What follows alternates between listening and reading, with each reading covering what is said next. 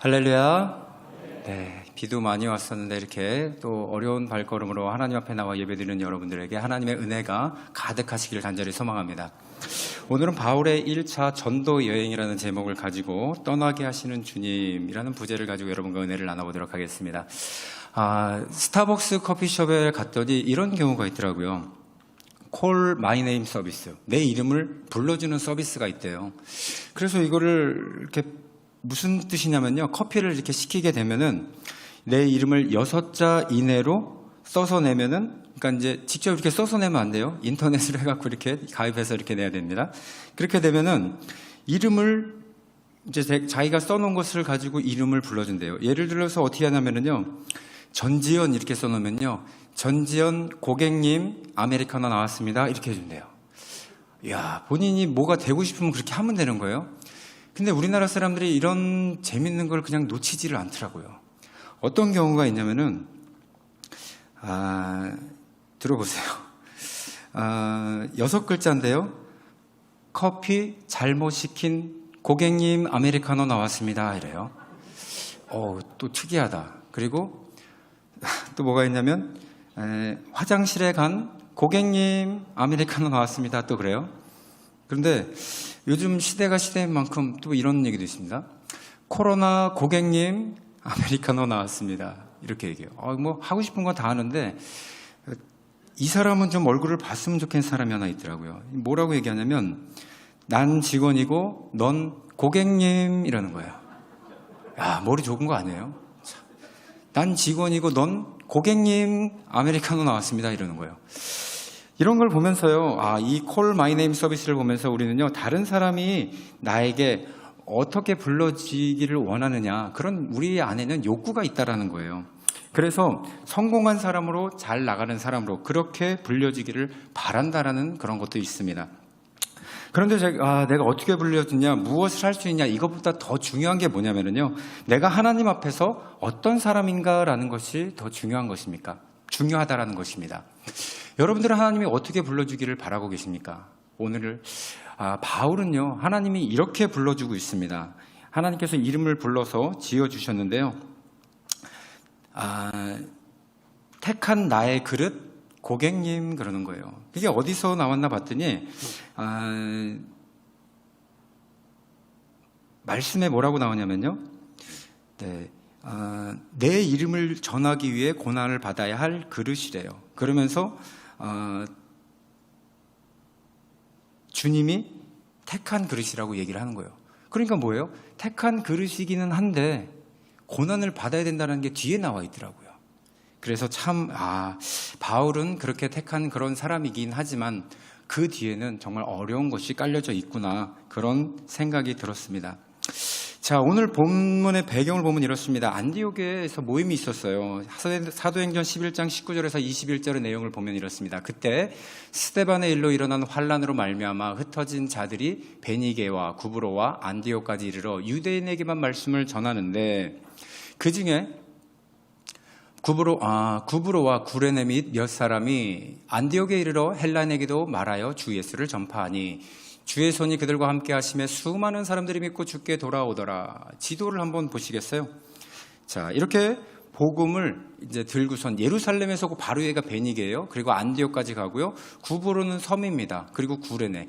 이런 지역으로 흩어져서 사람들이 복음을 전하게 되는데 안디옥으로 다 모인다라는 거예요.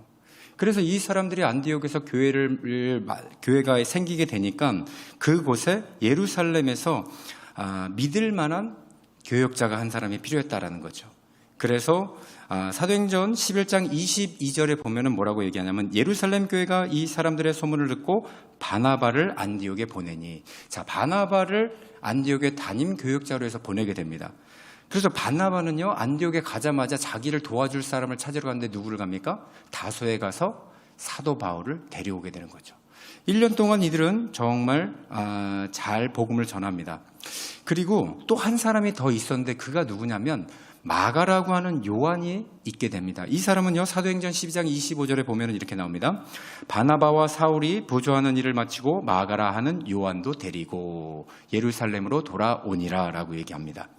바나바와 바울은요, 같이 안디옥 교회에서 사역을 하고 있었는데 1년 동안 사역을 하고 있었는데 예루살렘 교회가 굉장히 어려워졌대요. 그래서요, 그곳에 헌금을 들고 가서 베드로에게 전해줍니다. 그리고 베드로에게 전해주자 베드로가 이제 돌아갈 때 누구를 같이 보내느냐, 지금 마가라고 하는 요한을 같이 데리고 가는데, 이 마가라고 요한은 누구냐면은 바나바의 그 생질이었어요.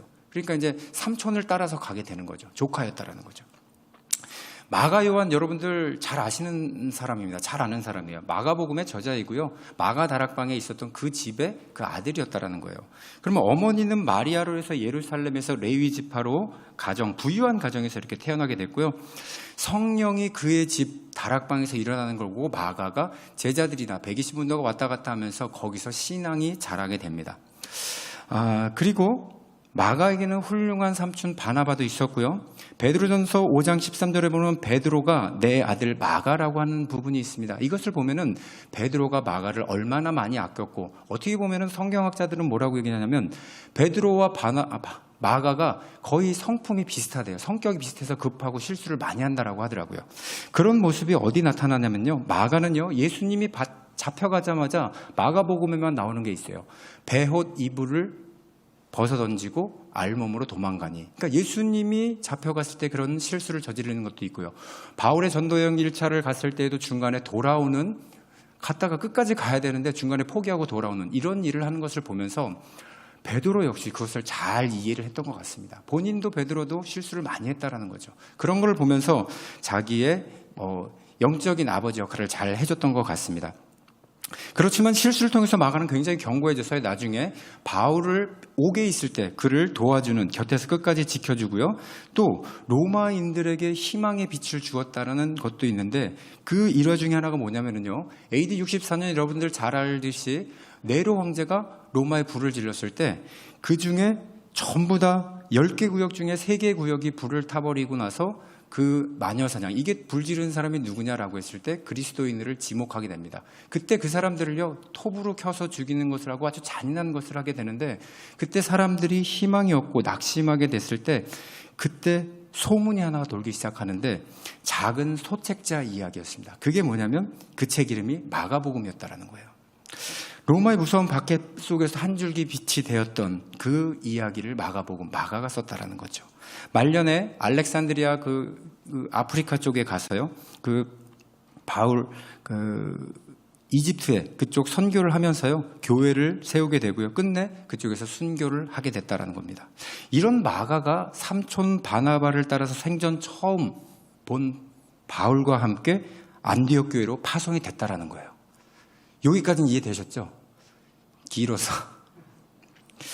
한편 근데 바울의 소명이 무엇인지 보여드릴게요. 바울은요, 주님께서 말씀하셨습니다. 사도행전 9장 15절에 보면은요, 주께서 이르시되 가라, 이 사람은 내 이름을 이방인과 임금들과 이스라엘 자손들을 전하기 위하여 택한 나의 그릇이다 라고 얘기하고요, 그가 내 이름을 위하여 얼마나 고난을 받아야 할 것인지 그에게 보이리라. 첫째는 예수 이름으로 이방인들과 임금들과 또 유대인들에게 복음을 전해야 된대요. 그런데 쉽게 전하진 못하고 고난이 따른다라는 것입니다.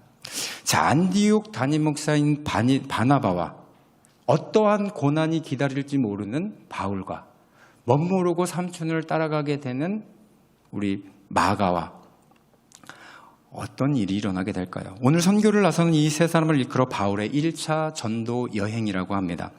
전하는 내용은 본문 하나이지만은 주시는 감동은 각각 여러분 다를 줄 믿습니다. 하나님이 주시는, 여러분들이 주시는 감동이, 은혜가 각각에 미치게 될 때 여러분들 그 안에서 하나님의 소명을 발견하시기를 간절히 소망합니다. 첫 번째, 바울의 1차 전도 여행을 통해서 우리가 알 수 있는 것은 뭐냐면요, 부흥을 하게 되면 떠나게 하신다라는 거예요. 이제 안디옥 교회 성도들은요, 많이 모여들었습니다. 예루살렘 교회와 다른 점이 뭐냐면요, 박해 속에서 복음을 전하는 게 아니라 능동적으로 복음을 전하게 되는 거예요. 자율적으로 복음을 전할 수 있는 환경이 마련해졌어요. 그래서 이들이 복음을 전하게 되는데 정말 많은 사람들이 왔고요, 그 사람들이 복음을 받아들인 사람은 그리스도의 제자라고 하는 일컬음이, 그런 말이 나타나기까지 합니다. 그래서 그들의 행동이 예수 그리스도를 따라간다라고 해서 그들에게 특별한 신앙 고백이 있었는데요, 그 물고기 모양 아시죠? 이렇게 생긴 거, 익투스라는 물고기인데요. 예수 그리스도의 하나님의 아들 구세주라는 뜻으로 해서 이 당시에 우리는 지금 사도행전을 가지고 신앙 고백을 하지만 이 당시에는 이 익투스라는 것을 가지고 자기네 신앙 고백으로 삼았다고 합니다. 그런데 여기 안디옥 교회는 이렇게 부흥되는 중에 선교사와 교사가 5명이 있었어요. 사도행전 13장 1절에 보면은 이렇게 나옵니다. 안디옥 교회 선지자들과 교사가 있다고 합니다. 자, 누가 선지자고 교사인지 여러분 잘 보세요. 곧 바나바와 니게르라 하는 시몬과 구레네 사람 루기오와 분봉한 헤롯의 젖동생 마나엔과 및 사울이라 5사람입니다.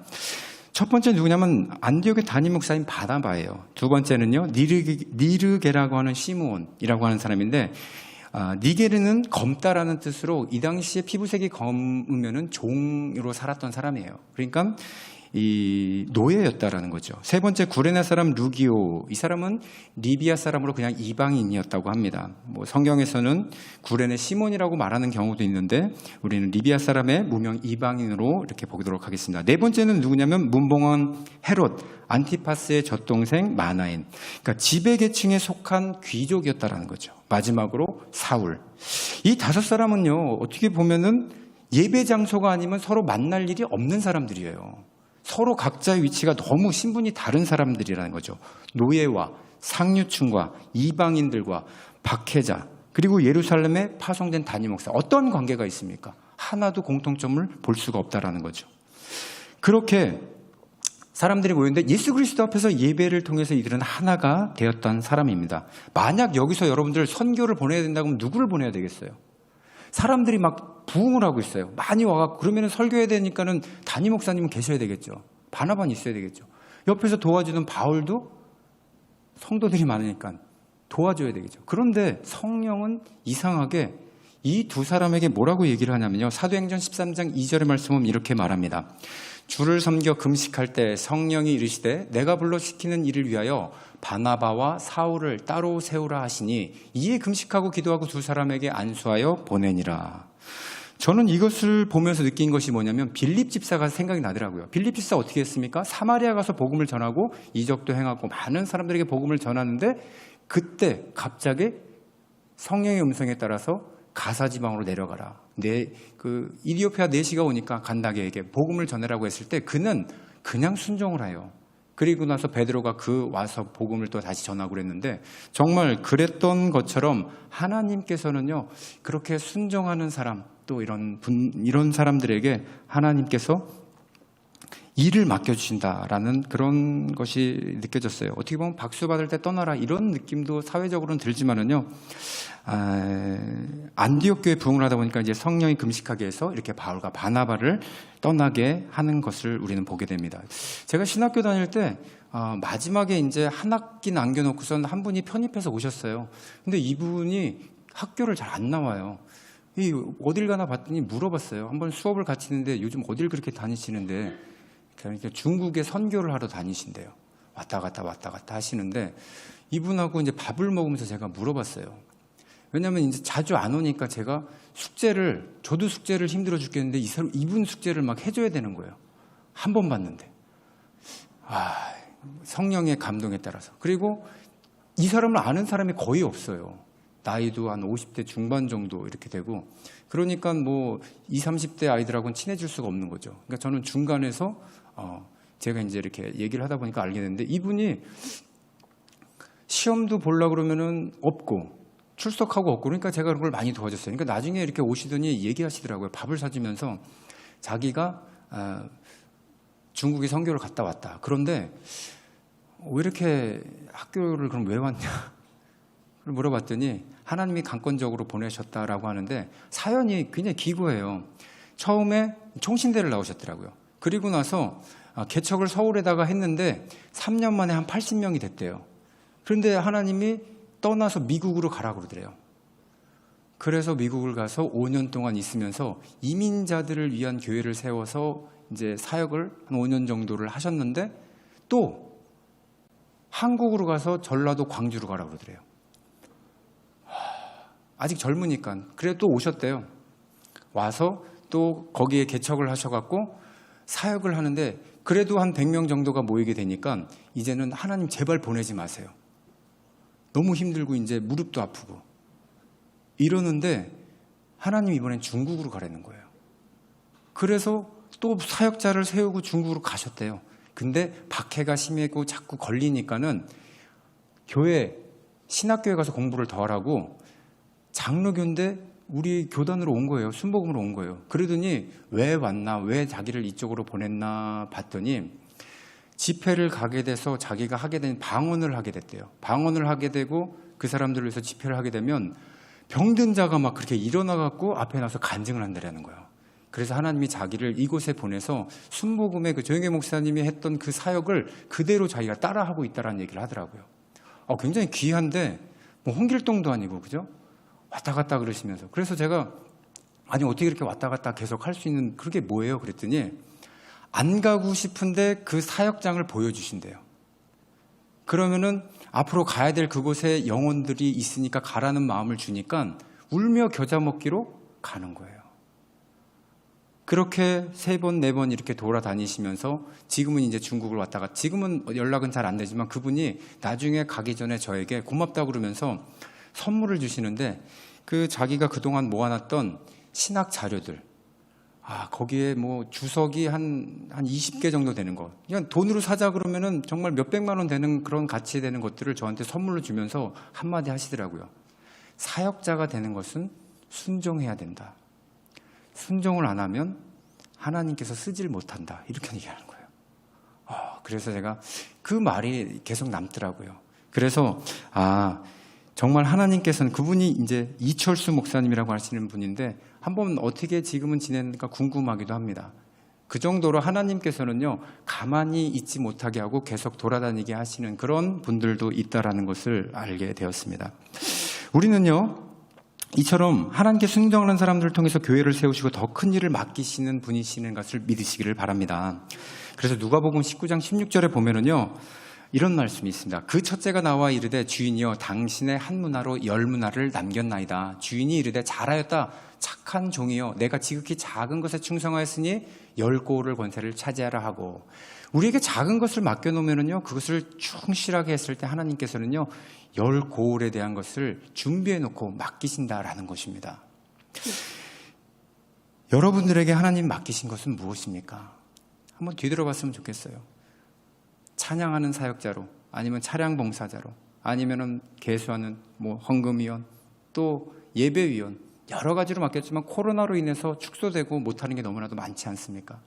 그러다 보니까는요 하나님께서 우리에게 진짜 맡기신 게 무언가 제가 생각해 봤을 때는 딱 하나가 있는 것 같아요. 기도의 용사가 되라는 것 같습니다. 우리에게 하나님이 할 수 있는 것은 가서 복음을 전할 수 없지만 기도로서 복음을 전할 수 있고 후원해 줄 수 있는 사람이 되라라는 것이 오늘날에 하나님께서 맡겨주신 우리에게 가장 작은 것이라고 생각이 됩니다. 그래서 여러분들 이 자리에 있을 때 나라와 민족을 위해서 기도를 해주시고 또 지금 아프가니스탄 같은 경우 얼마나 힘듭니까?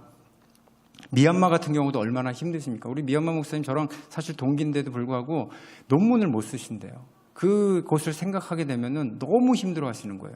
가족의 안녕이나 또 내가 이걸 쓰고 가야 되는데 이 부담감 이루 말할 수 없는 거죠. 자신의 고통이 아니면 잘 모르지만 우리는요 그것이 우리의 고통이라고 믿고 같이 기도할 때 하나님께서 그 기도가 선교사의 일이라고 보게 될 줄 믿습니다.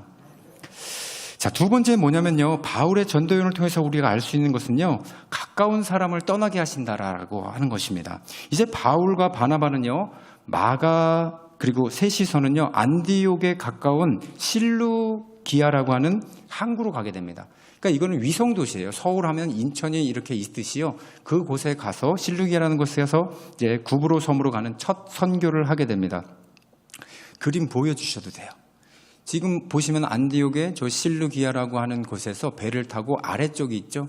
저쪽으로 보면은 살람이라고 하는 그 항구에 도착을 하고요. 그리고 대륙의 중앙을 쭉 횡단하면서 긴 평야가 있고 거기에 높은 산도 있더라고요. 제가 구글 지도를 통해서 여기가 얼마나 긴가 봤더니 굉장히 길어요. 그리고요 평야가 얼마나 넓든지 곡식 창고더라고요. 그리고 중간에 우뚝 선 산이 있는데 그 산을 넘어서 어디에 도착하냐? 바보라는 곳에 도착이 됩니다. 저는 왜 지명이 바본가라고 봤는데 우리나라식은 P가 B 발음을 해서 그냥 바본데 원래는 파포스라는 지역이래요. 그곳에 가서 바울이 이제 복음을 전하고 회당 가서 복음을 전하는데 누구에게 복음을 전하냐면요. 그 동네에 총독이라는 사람이 있어요. 근데 복음을 전하려고 그러면 바예수라고 하는 마술사가 나타나서 계속 방해하는 거예요. 바예수. 여러분 바디메오 아시죠? 디메오의 아들. 바예수. 예수의 아들. 말만 들어도 이단 같아요. 이 사람이 와서 자꾸 방해를 하는 거예요. 그러니까요. 자신이 경험한 것 중에서 바울이 경험한 것 중에 제일 무서운 게 뭐였어요? 눈이 안 보이는 거. 그거를 이 사람에게 저주를 하게 됩니다. 사도행전 13장 11절 12절에 보면 이렇게 나옵니다. 보라, 이제 주의 손이 내 위에 있으니 내가 맹인이 되어 얼마 동안 해를 보지 못하게 하니 즉시 안개와 어둠이 그를 덮어 인도할 사람을 두루 구하는지라. 이에 총독이 그렇게 된 것을 보고 믿으며 주의 가르침을 놀랍게 여기니라. 마술사가 눈이 안 보이게 되는 것을 그 바보 지역의 총독이 보더니 하나님이 살아계시는가 하고서 믿음을 갖게 돼요. 전도를 하게 된 거죠. 여러분들 한 지역에 정말 시장이나 아니면은 뭐 도지사 이런 사람들이 복음을 받아들이게 되면 그 지역이 복음은 평안하게 될 수 있다는 거예요. 그러니까 이 바보 지역에도 그렇게 복음이 전달되게 된 것입니다. 이 사건을 통해서 바울에게 변화가 된 게 두 가지가 있어요. 첫 번째는 뭐냐면요. 사울의 이름이 유대식 이름이었는데 바울로 바뀌게 되는 것입니다. 이것은 이제 헬라식 이름을 통해서 우리가 미국에 가게 되면 뭐 제임스 장 뭐 이럴 수도 있는 거잖아요. 이름을 그들을 식에 맞춰서 그렇게 바뀌게 된 거고요. 하나는 뭐냐면요. 그동안 주도권은요 바나바에게 있었어요. 바나바가 마가를 데리고 이렇게 가면서 우리 이 삼촌이 담임 목사님이시니까 주도권이 이제 있는 줄 알았는데 그 전까지는 바나바와 바울의 전도 여행 이렇게 했었는데 이제는 바울과 바울의 전도 여행으로 완전히 이름이 바뀌게 된 거예요. 이렇게 바뀌게 되자 고민하는 사람이 누구예요? 따라온 마가가 주도권이 뺏긴 것을 보고 조금 실망을 해요. 그리고 배를 타고서 이제 건너가게 되는데 사도행전 13장 13절에 보면은요 이렇게 나옵니다. 바울과 동행하는 사람들이 바보에서 배를 타고 밤빌리아에 있는 버가에 이르니 요한이 마가예요. 그들에게서 떠나 예루살렘으로 돌아가고 지금 요한이라고 하는 마가가 어떻게 됩니까? 실망을 한 거예요. 그래서 도망을 가버려요. 근데 왜 이렇게 도망을 갔을까? 선교를 중간에 이렇게 포기를 했을까? 이유가 뭘까? 봤더니 학자들이 두 가지의 견해를 얘기하고 있는데 사진 한번 보여주세요. 네, 여기가 뭐냐면요. 그 바보 섬에 바울 채찍교회라는 곳이에요. 성경에는 안 나와 있지만요. 바울이 주도권을 잡고 복음을 전했으면 당당하게 잘 전했다라고 이렇게 끝나면 되겠는데 저기 보면은 채찍을 맞았던 기둥이 이렇게 하나가 있죠.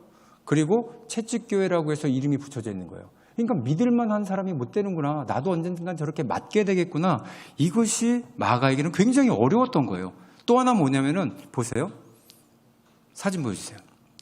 자, 해발 3,900m, 길이가 800m라고 하는 토로스 산맥이 눈앞에 딱 들어오는 거예요. 버가에 도착하자마자 지금 마가는요. 구부로 섬에서 산을 넘어왔어요. 산이라면 이제 지긋지긋한 거예요. 너무나도 힘든데 눈에 도착한 곳이 딱 보니까 설경이 보이는 저 산. 해발 3,900m는 한라산 2배입니다. 1,950m예요, 한라산이. 그 두 개 갖다 붙였으니까 자포자기를 할 수밖에 없는 거예요.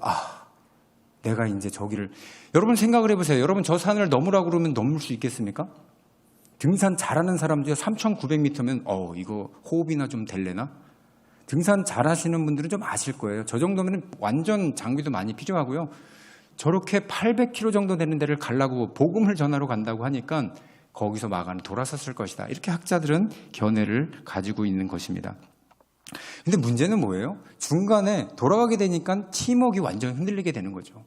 정말 어렵고 힘들 때 옆에서 도와주는 사람이 있고 가방이라도 매주고 있고 이런 사람이 있고 우리는 할 수 있다 하면 된다 이러면서 같이 복음을 전해도 잘 될까 말까 한데 바울은 그 자리에서 굉장히 실망을 하게 됩니다. 바나바는 성품이 좀 다르더라고요. 바나바는 이렇게 양육하는 것을 좋아했던 사람 같아서 그 사람을 위하는 물론 뭐 조카였지만 그런 마음을 갖고 있었던 것 같아요. 자, 이렇게 해서 토레스 산을 가는데 진정 바울은요 옆에 가까이 있었던 사람이 떠났다고 했지만 진정 가까이 있었던 분은 누구예요? 하나님이셨던 거예요. 그래서 그 높은 산을 걸을 때 거기는 산적도 나오고 도적들도 나타난다고 하는데 거기를 넘어갔고 그 추위를 견뎌서 갈 수 있었고 식량에 모자람 없이 거기를 넘어갈 수 있었다라는 겁니다. 저도 이제 이 선교 얘기를 하니까는 결혼하고 나서 2년차 됐을 때 여의도 순복음교회에서 단기 선교로 해갖고 여름에 한 달씩 외국에 나가게 돼요. 저는 이제 어디를 선택했냐면은 캄보디아 왠지 무슨 킬링필드 뭐 이런 생각도 나고 거기에 가면은 누군가가 있겠구나 나도 이제 한번 해보자라고 해서 이제 신청을 했습니다. 그리고 아는 사람이 보니까는 별로 없더라고요. 거기 5명이 모집을 해서 갔는데 그래서 제가 이제 대학교 3학년인 친구를 우리 구역원을 데리고 갔어요. 몸이 굉장히 좋아요. 학교도 뭐 좋은 데 다니는데 그 친구한테 우리 같이 한번 이번에 가자. 거의 반강제로 가입을 시켜놓고 왔어요. 그런데 아내가 얘기를 해요. 진짜 갈 거냐고. 산딸이거든요. 근데 내가 이렇게 보면은 주위를 위해서는 가야 되겠고 아이를 위해서는 남아야 되겠고 시간이 다가오면서 뱃속에서 아기가 이렇게 불쑥불쑥 이렇게 나오는 걸 보니까 가면 안 되겠더라고요. 그래서 미안하다.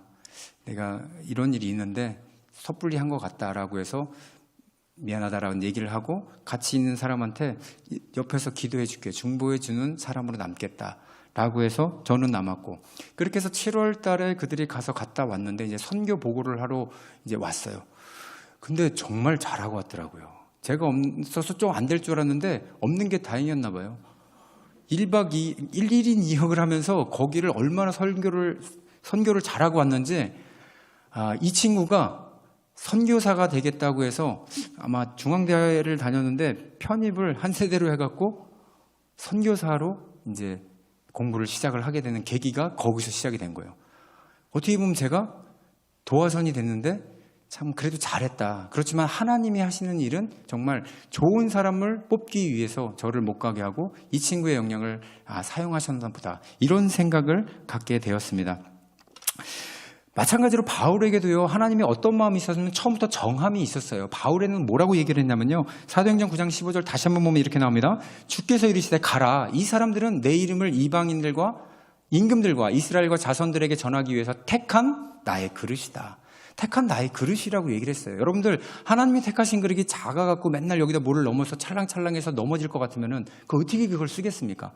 이미 넓혀 놓으셔서 아무리 많이 담아도 흔들리지 않고 요동함이 없었다라는 것입니다. 그 정도로 바울은 하나님께서 그렇게 부르셨다라는 거예요. 우리도 가족이나 친지 또한 심지어 가까운 사람이 여러분들을 정말 배신이라고 할 수 있을 만큼 외면하고 등지는 경우도 생기게 되는 것을 간혹 보게 됩니다. 여러분 그럴 때 마음이 어떠세요? 아니 잘하다가 왜 그러는 거야? 왜 내 뒤통수를 치는 거야? 이렇게 하면서 정말 마음에 상처가 많이 있지만 하나님은요 여러분들을 그릇을 넓히려는 작업을 하시는 것 같습니다. 그 마음을 가지고요 넓은 아량으로 좀 봐줬으면 좋겠다라는 생각을 갖게 됩니다. 그래서요 여러분들 삶이 정말 힘들고 어렵고 이렇게 포기하고 싶은 때가 있고 여기까지라고 말하고 싶다라는 생각이 있을 때 하나님은요 그럴 때 저와 여러분들을 약한 자로서 부르시기 시작을 한다라는 거예요. 고린도전서 1장 26절 29절을 보면요 이렇게 나옵니다. 형제들아 너희를 부르심을 보라. 어떻게 부르냐면요 육체에 따라 지혜로운 자가 많지 않대요. 능한 자가 많지 아니하고 문벌이 좋은 자가 많지 아니하도다.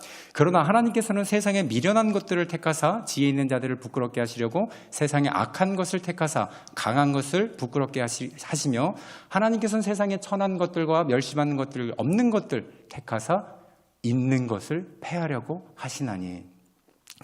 이것이 어떻게 보면요 주님과 저와 여러분들 약할 때 부르시는 이유가 아닌가 모르겠습니다.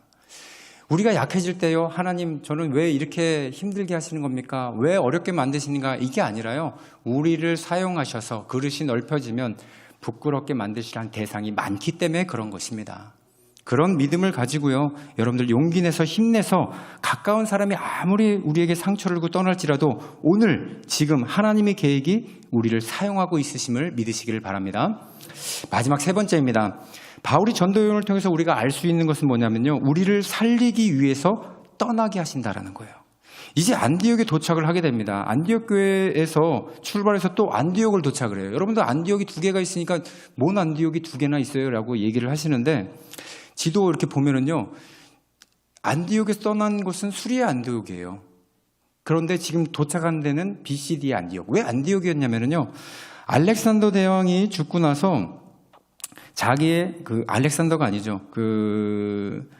맞아요. 알렉산더 대왕이 죽고 나서 그 장군이 이름이 있었는데 셀류쿠스라는 장군이 왕조가 세워지게 됩니다. 근데 그 아버지 이름이 안티오쿠스래요. 그러니까 안티오쿠스 이름, 안디옥입니다. 이 이름을 따라서 16군데의 도시를 건설을 했다라는 거예요.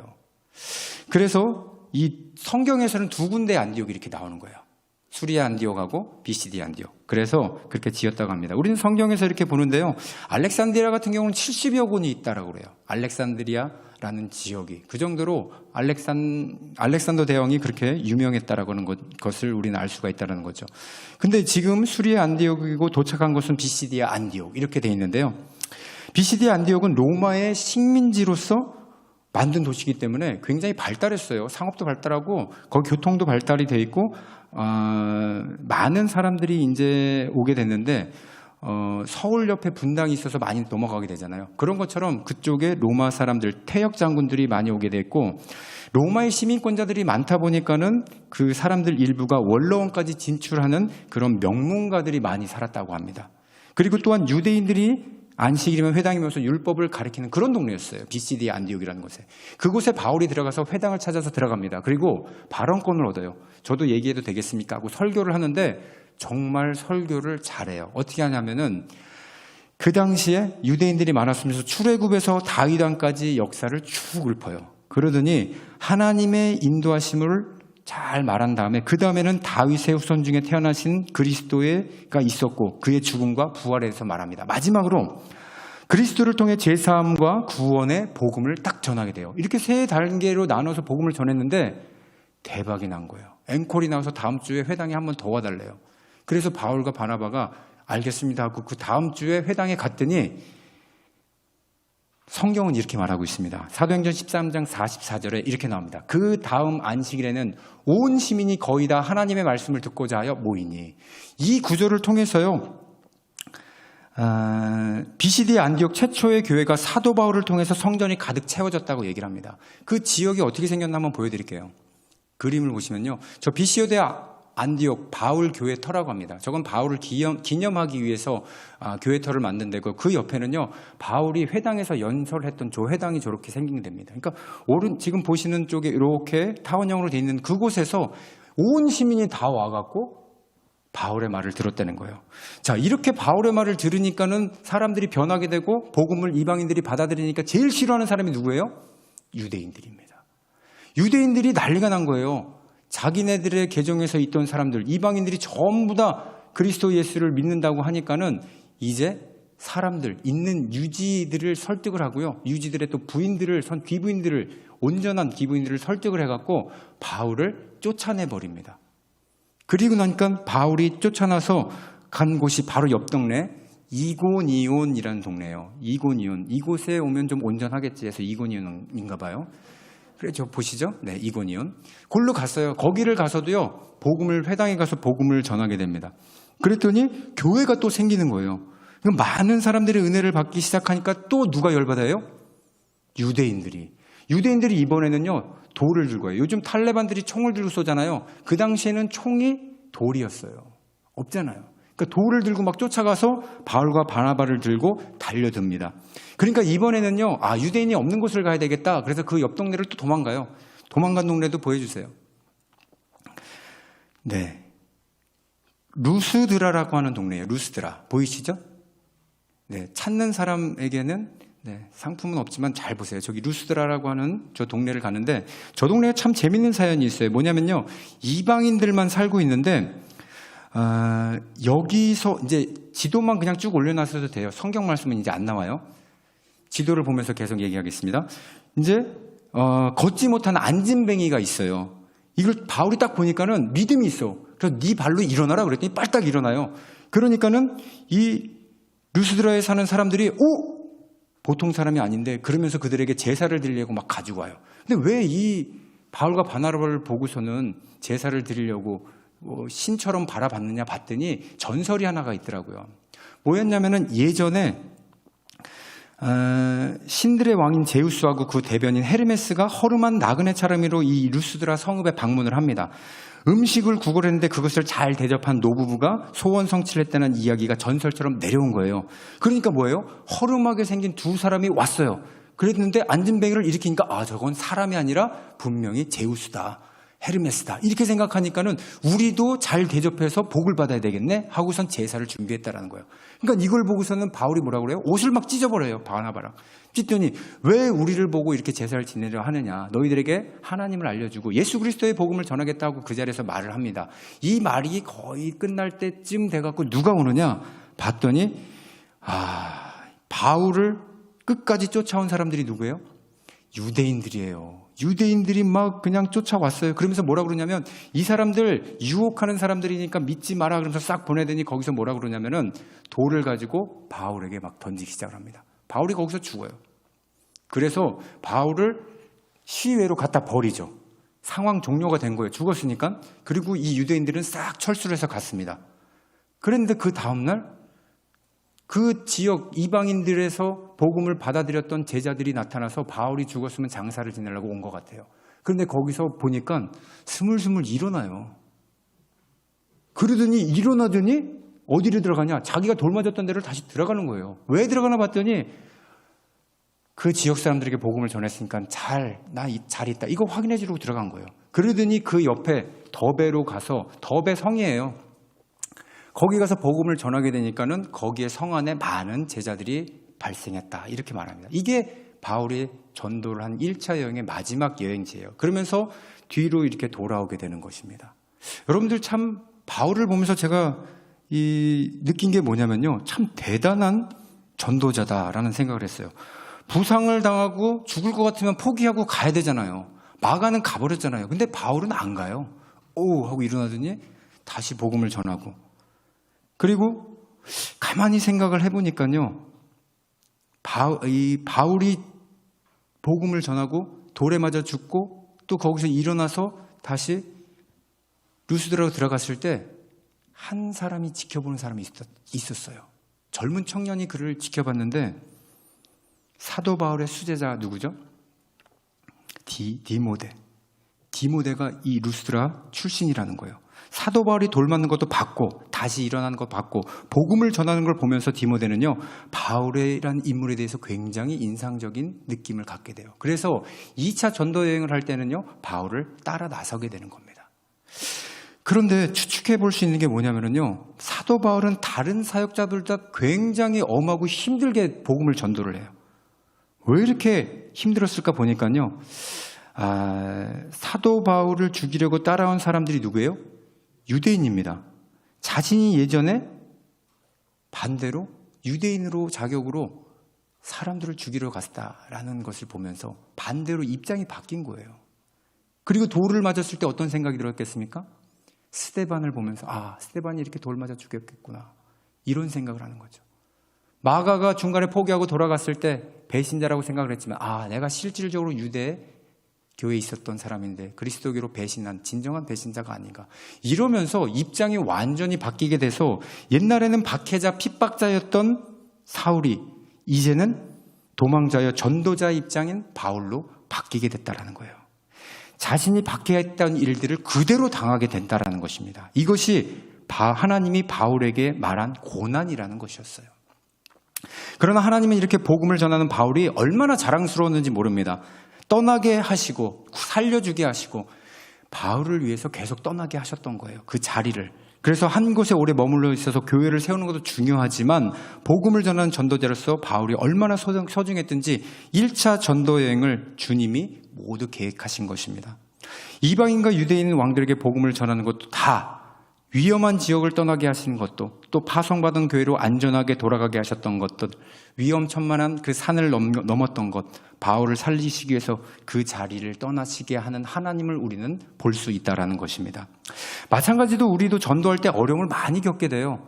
지금 여기도 이제 계신데 저 분이 저에게 그러더라고요. 목사님 제가 전도를 했는데 이분은 정말 힘들어서 죽겠대요. 왜 그러나 봤더니 술만 마시면 전화 안 돼요. 알코올 중독이라는 거예요.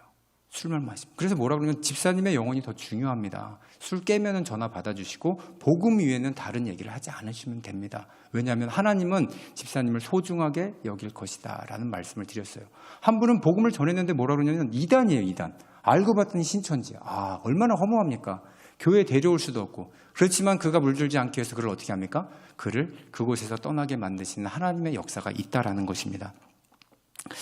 이렇게 바울은요, 이렇게 하나님의 인도하심에 따라 복음을 잘 전하게 되고 다시 그 지역 하나하나 돌아다니면서 장로들을 세워서 그곳을 지키게 하고 복음을 잘 간수할 수 있게 하면서 갈라디아서라는 것을 이 지역, 바울의 1차 전도 여행을 통해서 갈라디아 지역이거든요.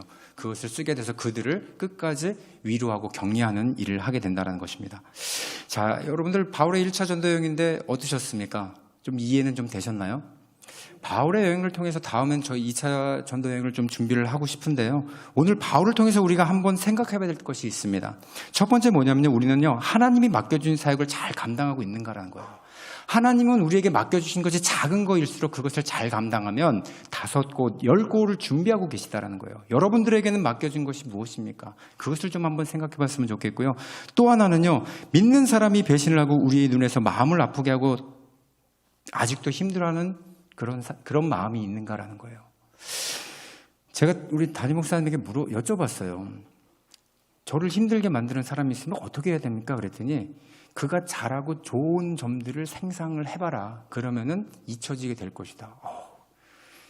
사모님한테는 제가 물어봤어요. 4층 원룸 올라가려면 엄청 힘드신데 어떻게 해요? 그랬더니 5층이 아니라 다행이시래요. 뭐 이렇게 해악을 잘하세요. 그렇죠? 그러니까 우리는요, 좋은 것을 볼 줄 아는 그릇을 넓혀야 된다는 것, 이것이 필요한데 여러분들에게 과연 그런 점이 있으신가라는 것을 오늘 좀 돌아봤으면 좋겠고요. 마지막으로는요, 고난 가운데서 우리를 옮겨주시는 분이 하나님이신데 우리가 그걸 의식적으로 알고 있느냐라는 거예요. 감사하고 있느냐라는 겁니다. 그래서 우리를 쓰시기 위해서 떠나게 하시고 우리를 단련하기 위해서 떠나가는 사람을 만들게도 하시고 우리를 살리기 위해서 그 자리를 떠나게 만들어진 주님을 오늘 우리 함께 기도하기를 원합니다. 이 시간에 사도 바울처럼 우리 하나님 어려운 역경이 있다면요, 떠나게 하시는 주님 가운데 우리를 사랑으로 이끌어주시고 또 지경을 넓혀주시고 우리에게 하나님께서 계획된 일을 잘 수행했으면 좋겠다라는 그 안타까운 마음이 있습니다. 그것을 위해서 여러분 생각나는 대로 함께 기도하는 시간 되셨으면 좋겠습니다. 우리 함께 기도하도록 하겠습니다.